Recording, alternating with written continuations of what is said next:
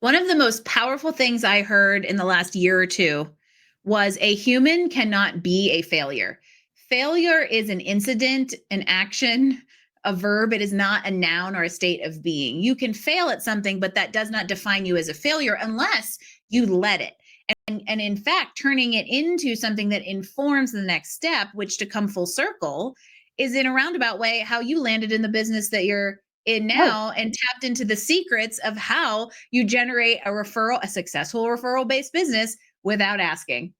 Yep. I mean, the fact that I get to show up every day and talk about this and teach my clients and stand on stages and do podcast episodes like this, or have my second book come out, my first book's already out, or do my podcast, the fact that I get to talk about this all day long is because I was like, business failure sucks. And here I got to do something different. And then I learned, and then I applied. And then I created a successful framework from it. First, it worked for me. Then I started testing it out with other clients. When it worked for them, then I was like, now we're off to the races. And that's the other thing is with my first business that failed, what I realized is that I also never had a plan in place for scaling, because you can't scale when you're drowning. And my business was basically drowning the whole time. And so when I started this second business, not only was it how am I going to generate business in a way that works for me, discovered referrals, I was always paying attention to what's the thing I can scale, because you cannot scale hourly coaching.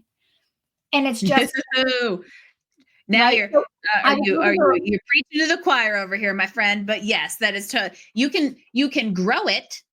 However, you cannot scale it because you will reach a limit of your time and the money you can charge for it. Yeah. And you can scale a coaching practice in a lot of different ways, but it isn't going to be by adding more hours. Like that's not eventually what's going to happen. And so for me, I was always paying attention to that. I was always like, okay, is productivity the thing I want to scale? It wasn't. The person who taught me is like a master at that, Carson Tate. I was like, I don't need to be her. She's already wonderful. Like, I don't want to scale this whole idea of like productivity. It's what I'm doing now to pay the bills and build a business.